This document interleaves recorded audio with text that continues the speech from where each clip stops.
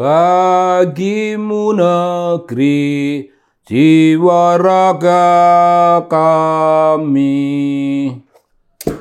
Bagimu negeri, jiwa raga kami. Wah, tidak ada yang diragukan dari kita.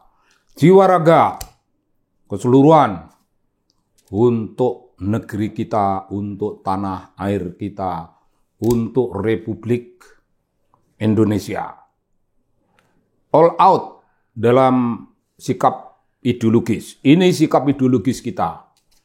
Dan ini sikap paling penting dalam hidup. Kalau itu hanya urusan dengan persahabatan biasa, urusan dengan membangun organisasi-organisasi profesi maupun organisasi-organisasi pengembangan karir. Itu penting, tetapi Bung, kalau kita bicara bagimu negeri, jiwa raga kami, di sanalah titik paling utama hidup kita, mungkin juga tujuan hidup kita, dan tingkah laku kita sehari-hari. Jangan pernah lupa, itu semuanya kita abdikan bagi negeri, tanah tumpah darah kita. Karena itu kalau ada sengketa-sengketa, ada salah persepsi, lalu menimbulkan friksi-friksi di masyarakat, kita luruskan. Kita tegur. Untuk apa? Untuk menang? Tidak. Untuk bersama-sama bagimu negeri, jiwa raga kami, persembahan kita. Nah, ini ya akhir-akhir inilah ada saudara Dr. Syahganda Nainggolan yang menyatakan kegetiran, rasa marah yang tampak dibalut rasa dendam. Untuk nangkapi nanti kalau Presiden Jokowi sudah turun mau ditangkap, anak-anak beliau ada 2 mau ditangkap karena kedua anak itu dituduh korupsi. Argumennya itu tidak didasarkan fakta. Hanya karena jualan pisang, mengapa bisa kaya? Nah itu Bung. Nah itu dalam hal-hal seperti ini, Bung Eko Kuntadi dan Bung Jo, masing-masing dengan perspektif berbeda, tapi fokusnya sama, dan itu sama tajam, sama keren, memberikan counter argumen. Argumen di counter argumen, tapi tanpa argumennya Dr. Syahganda itu sangatlah lemah. Isinya hanya perasaan tidak senang, perasaan terabaikan, perasaan bahwa itu tuh gua ini diberi posisi tidak penting, marginal, orang dari garis luar yang jauh dari kekuasaan. Ada gejala semacam itu. Nah, 2 kawan sudah memberikan argumen tadi, Bung Eko maupun Bung Jo. Saya ingin Bung tidak mengulang apa yang sudah final dari kedua tokoh, Bung Eko maupun Bung Jo. Itu sudah final. Argumen mereka sudah matang dan cukup. Saya ingin ngomong dari sudut yang lain. Saya tidak usah, mungkin tidak berani saya berargumen dengan seorang dokter. Mungkin saya tidak berani. Karena itu saya ingin mencoba membayangkan suatu counter argumen atau bukan argumen apa-apa yang mungkin dikeluarkan oleh, taruhlah satu saja, tidak usah kedua-duanya, yaitu oleh Gibran. Itu wali kota, beliau itu wali kota, Gibran Raka Buming Raka. Apa kira-kira Bung? Mungkin putra presiden itu akan menyampaikan sesuatu renungan. Jadi renungannya kira-kira bagaimana sih seorang dokter, orang yang begitu berani, orang yang begitu penuh percaya diri, kok tidak mendapat tempat dalam kehidupan ini supaya posisinya jelas. Kok nggak dapat? Itu kan kira-kira bapakku sendiri itu yang tidak memperhatikan. Mungkin beliau malah akan menanyakan kepada Pak Presiden sendiri, mengapa Pak orang sepenting itu kok keleleran, dokter tapi kok posisinya jelas.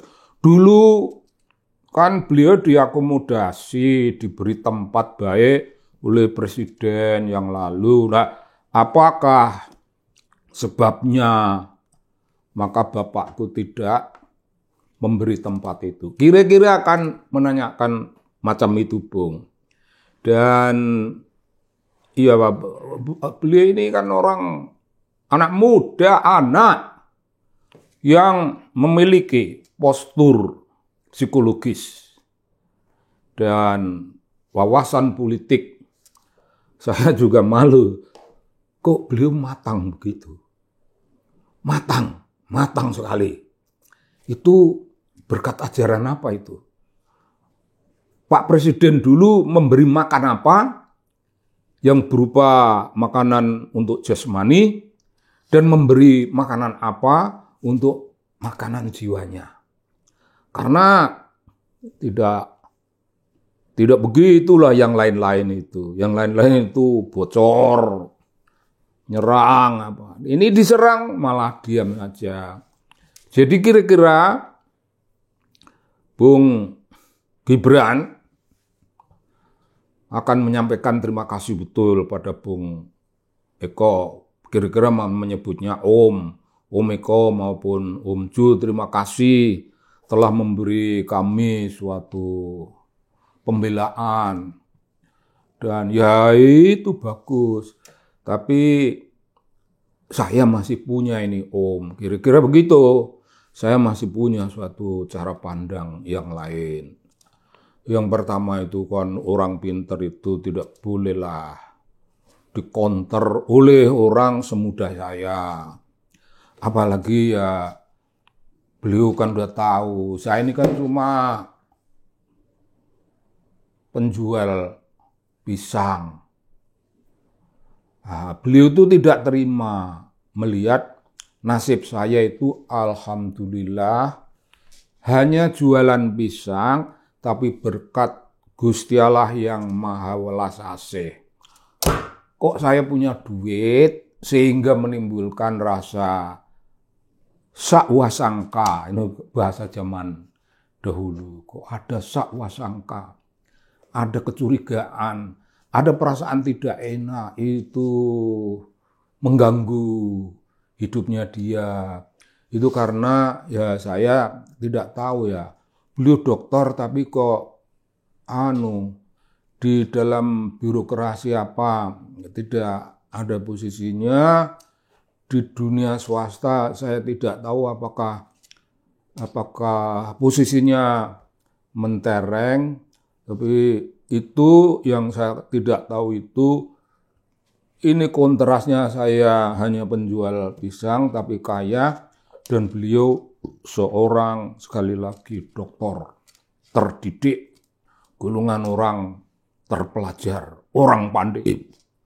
Tapi apakah beliau tidak kaya? Apa beliau itu merasa ada tekanan-tekanan dalam hidupnya, khusus barangkali dari dua segi, ya satu dari segi ekonomi dan dua dari segi posisi politiknya di masyarakat. Ya saya dengarlah dari komentar itu, kira-kira macam gitu.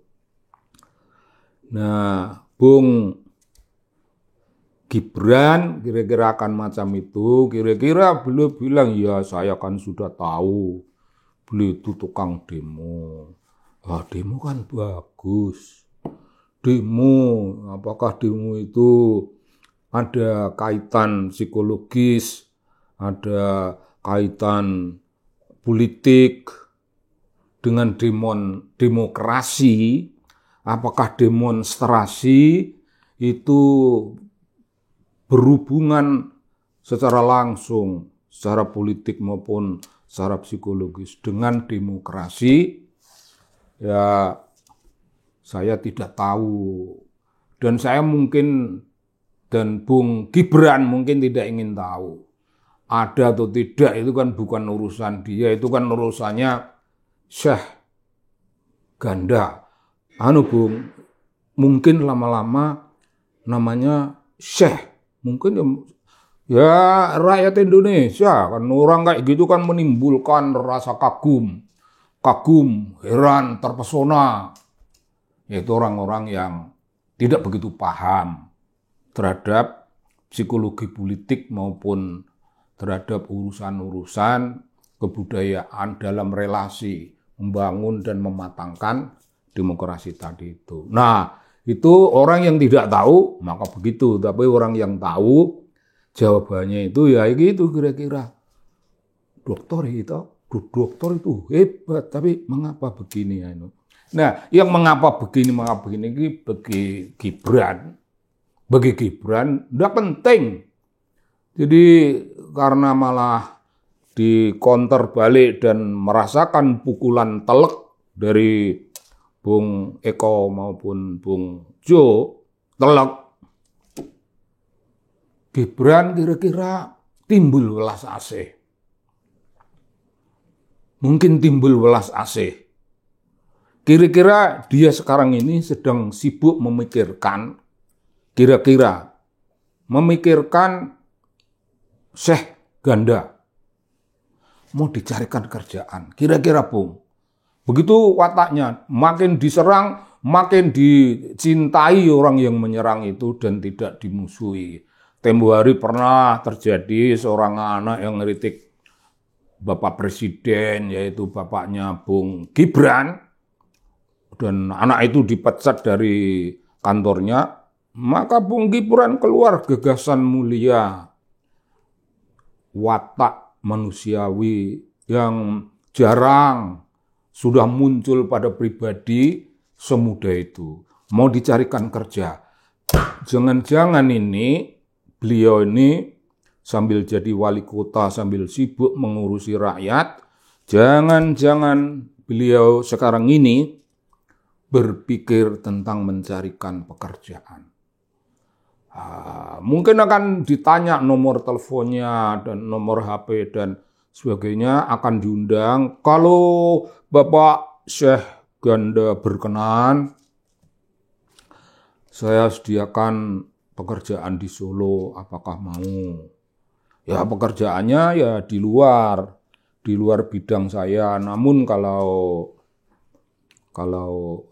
beliau tidak akan berani, itu orang itu sopan. Tapi dalam hatinya ya terpikir ada alternatif yang lain, kecuali dicarikan pekerjaan di kantor-kantor lainnya, bidang swasta di Solo. Beliau juga terbetik dalam hati, kira-kira sopan apa enggak ya? Kira-kira saya bisa diterima enggak kalau saya tawarkan boleh kerja sama saya? Oh, jadi terpikir mau enggak Syekh Ganda itu bekerja goreng pisang? Ya siapa tahu Bung, kalau pisang itu digoreng oleh seorang dokter, wah siapa tahu aromanya lebih semerbak. Siapa tahu pengaruh ekonominya dadakan membuat pisang itu senantiasa terjual habis, serang oleh para pembeli. Dan beliau akan belajar di situ. Tidak mustahil ternyata bahwa beliau bisa kaya. Tidak mustahil, karena beginilah keadaannya. Jadi apa intisarinya? Bung Gibran yang masih muda itu ingin memberi suatu pengalaman empirik. Memberi pengalaman empirik, Bung.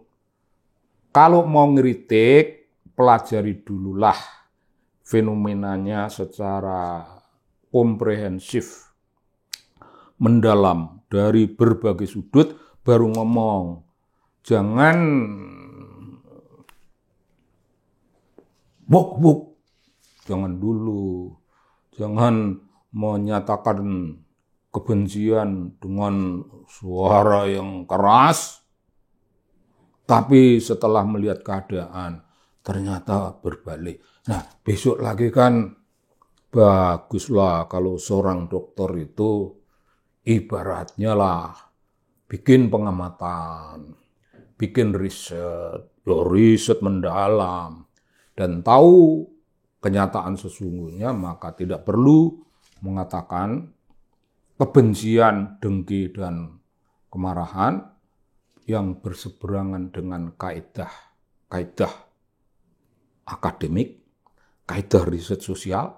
Apalagi beliau membanggakan diri, saya satu-satunya yang lulus dengan metodologi kualitatif. Apakah digabung dengan kuantitatif ya? Saya juga belajar sedikit, Bung, ilmu-ilmu macam itu. Kita akan terlampau repot dan akan kehilangan karakter akademik kita. Kalau kualitatif ya, kuantitatif ya. Senantiasa ada keterbatasan manusia ini menurut pengamatan orang awam ya, orang yang terbatas kayak saya. Kalau orang mau fokus, mau tajam dalam metodologi, kira-kira kalau kualitatif ya kualitatif. Itu tidak ada kurang-kurangnya. Itu metode yang didukung, yang dibanggakan, yang dipuja oleh dunia antropologi. Kalau mau digabung dengan, kalau mau milih yang kuantitatif, angka. Lihat statistik, itu pilihan sosiologi yang agak macam gitu. Ya pilih aja, Bung.